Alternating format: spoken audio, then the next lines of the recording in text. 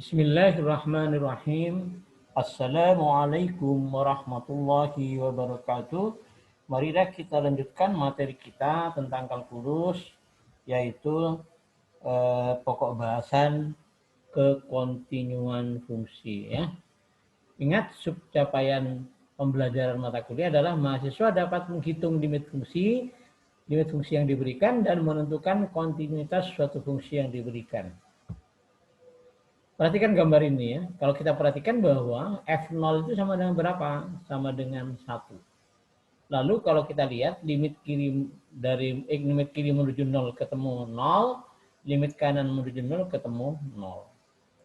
Ternyata di sini ada lubang, ada lompatan. Maka dikatakan bahwa fungsi ini adalah discontinue di X sama dengan 0 ya.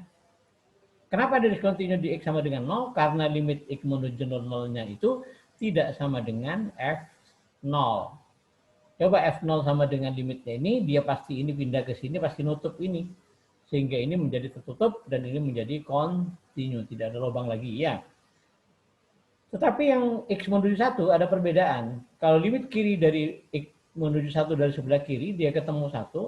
Tapi limit kanan dari limit X menuju 1 dari sebelah kanan, dia menuju 0. Ternyata limit kiri dari 1 dan limit kanan dari 1 itu tidak sama. Akibatnya limit X menuju 1 tidak sama dengan, tidak ada ya, limit X menuju 1 dia tidak ada. Dan terjadi lompatan. Nah, kekontinuan seperti ini dia tidak dapat diapa-apakan lagi, dia tetap tidak kontinu. Kalau yang ini tadi, fungsinya dipindah ke sini, nilai fungsi pindah ke sini, dia jadi tertutup, jadi kontinu, yang ini sudah nggak bisa. Oke? Nah, berdasarkan gambar tadi, fungsi f kontinu di X sama dengan A jika apa? Jika FA-nya ada, harus ada dulu. Kemudian limit X menuju A, limit Fx menuju A juga ada. Yang ketiga, walaupun ini ada, FA ada, limitnya ada, tetapi dia harus sama. Jadi limit Fx, X menuju A harus ada. Sifat fungsi kontinu, jika F dan G-nya kontinu di X sama dengan A, maka F plus minus G, F kali G, dan F per G itu kontinu juga di X sama dengan A. Tapi khusus untuk F per G dia kontinu dengan syarat GA-nya tidak boleh sama dengan 0. Karena apa? Karena G itu adalah ini ya, G-nya itu adalah penyebutnya. Karena penyebut dia tidak boleh sama dengan 0 ya. Itu harus benar-benar diperhatikan ya. Misalkan tentukan apakah Fx sama dengan X kuadrat min 1 untuk X kurang dari 0, sama dengan 1 untuk X sama dengan 1, sama dengan 3X sama dengan 3 untuk X dari 1, dia kontinu. Kita lihat sekarang. F1-nya berapa? F1 adalah untuk X sama dengan 1. Dia nilainya 1. Jadi F1 sama dengan 1. Sekarang kita lihat limit kirinya. Limit X menuju dari sebelah kiri, X-nya pasti kurang dari 1. Sehingga, oh ini limit kanan dulu ya. Limit X menuju 1 dari sebelah kanan Fx, berarti X-nya lebih besar dari 1. Berarti ngambil yang 3X min 3. Hasilnya adalah 0. Kemudian limit X menuju 1 dari sebelah kiri Fx, sebelah kiri ketemu X kuadrat min 1. Jadi X kuadrat min 1 Fx-nya ketemu X sama dengan 0 juga ya. Ketemu limitnya sama dengan 0. Sehingga limit kiri sama dengan limit kanan, dia sama dengan 1. Oleh karena itu, limit X menuju Fx sama dengan 0. Ini bukan 1, ini 0 ya. Salah ini ya. Ini mestinya 0, bukan 1 ya. Oke. Ini berapa? 0 ya. Ini 0, ingat ini 0, 0. Ini salah ketik ini. Mestinya 0. Oleh karena itu, limit X menuju 1 dari Fx sama dengan 0. Kita lihat bahwa F1-nya tadi ketemu 1. Limitnya ketemu 0. Berarti dia tidak sama. Maka F tidak kontinu di X sama dengan 1. Tapi ingat bahwa untuk kasus seperti ini, karena limitnya ada, dia bisa kontinu. Bisa dijadikan kontinu. Ketidakkontinuan F dapat dihapus dengan mendefinisikan kembali F1 menjadi F1 sama dengan limit X menuju 1 Fx. Oleh karena itu fungsi F menjadi apa? Menjadi Fx sama dengan X kuadrat min 1 untuk X kurang dari 1, 3X min 3 untuk X dari 1. Kalau untuk X sama dengan 1 sama dengan limitnya, berapa tadi limitnya? Sama dengan 0. Jadi diganti 0 ya. Ini sekarang menjadi kontinu. Nah, sekarang contoh yang kedua. Tentukan apakah limit Fx sama dengan X pangkat 3 min 1, X kurang sama dengan 2, 2X plus 1 X dari 2, dia kontinu di X sama dengan 2. Kita lihat sekarang. Kalau X-nya menuju 2 dari sebelah kiri, maka fungsinya adalah X pangkat 3 min 1. Sehingga limit X menuju dari sebelah kiri, Fx, sama dengan limit X pangkat 3 min 1, X menuju 2 dari sebelah kiri. Dia sama dengan 7. 2 pangkat 3, 8 dikurangi 1, 7. Tetapi limit X menuju 2 dari sebelah kanan, fungsinya adalah 2X plus 1. Sehingga limit fx, X menuju dari sebelah kanan, sama dengan limit X, sama dengan limit 2X plus 1, yang sebelah kanan ini, 2X menuju 2 dari sebelah kanan, maka dia sama dengan 5. Akibatnya apa? Limit ini tidak sama dengan limit kiri, tidak sama dengan limit kanan. Sehingga limit fx, X menuju 2 tidak ada. Oleh karena itu f tidak kontinu di X sama dengan 2. Karena limitnya tidak ada, maka ketidakkontinuannya tidak dapat dihapus. Jadi dia tetap tidak kontinu. Nah, sekarang coba nilai antara ya. F jika F kontinu pada interval tutup AB. Contohnya ini kontinu ya. Kontinu. Kontinu. Ini juga kontinu. Ini juga kontinu ya. Nah, tidak ada yang putus kalau kontinu itu. Lalu kita lihat bahwa kalau saya ambil di sini, ambil A di sini dan B di sini, maka FA-nya ketemu negatif, FB-nya ketemu positif. Sehingga FA kali FB ketemunya negatif. Ya, ini juga sama ya.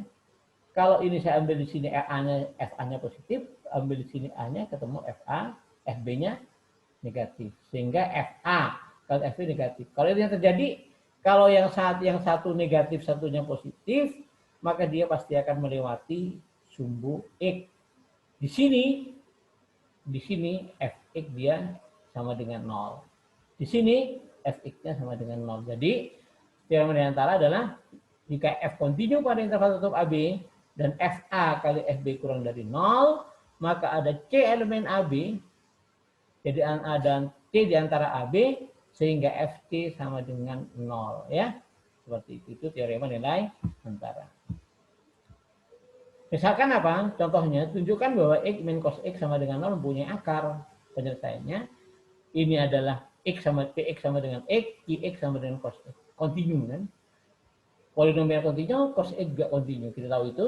Kemudian, kalau saya kurangi, Px min Qx, dia juga kontinu. Dari sifat kontinu tadi kan. Fx sama Px min Qx, X min cos X, dia kontinu. Karena F0, kita masukkan 0 sekarang. Kalau ganti 0, ini ganti 0, ini ganti 0, berarti kan 0 ini jadi 0 dikurangi cos 0, cos 0 itu 1, jadi negatif 1. Fp, ini P, cos P itu negatif 1, berarti menjadi X plus P plus 1. Jadi kalau dikalikan ketemu P plus 1, dia kurang dari 0, kan negatif kali positif. Maka berdasarkan teorema nilai antara, terdapat apa? C elemen C antara 0 dan Pi, sehingga Fc sama dengan C dikurangi cos C sama dengan 0. Kita tidak tahu siapa dia C-nya ya. Tetapi kita dapat menunjukkan bahwa dia punya akar. Siapa? Tidak tahu ya. Jadi Anda harus perhatikan bahwa soal ini memesankan kepada kita bahwa walaupun kita tidak bisa menunjukkan bendanya apa, tetapi kita bisa menunjukkan bahwa dia itu eksis. Jadi sesuatu yang tidak diketahui secara pasti siapa dia, belum tentu dia tidak eksis. Itu perhatikan ya. Nah, kemudian latihannya ya, tentukan apakah fungsi berikut kontinu di titik yang diberikan. Jika tidak kontinu, apakah ketidakkontinunya dapat dihapus? Jika dapat dihapus, definisikan kembali fungsinya agar kontinu. Jadi contohnya satu, ini Anda cek dia kontinu atau tidak. Kalau kontinu, Anda harus cek dapat dihapus atau tidak. Kalau dapat dihapus, maka Anda harus apa? Harus definisikan kembali fungsinya. Ya. Nah, tentukan nilai A dan B agar fungsi berikut kontinu. Jadi ini tentukan AB-nya agar dia kontinu. Tentukan AB-nya agar dia kontinu. Kemudian yang soal nomor 7, 8, dan 9, tentukan apakah persamaan berikut mempunyai akar. Ingat ya, ini pakai teorema nilai antara. Ya. Bahwa Anda tunjukkan bahwa ini kontinu, fungsi yang kiri ini kontinu, setelah itu cari 2 titik, kalau fungsinya dikalikan, nilai fungsi titik dia ketemu negatif. Oke, nah semoga bermanfaat. Assalamualaikum warahmatullahi wabarakatuh. Subhanallah walhamdulillah wa la ilaha illallah. Allahu Akbar. La hawla ولا قوة إلا بالله العلي العظيم رب زدني علما وارزقني فهما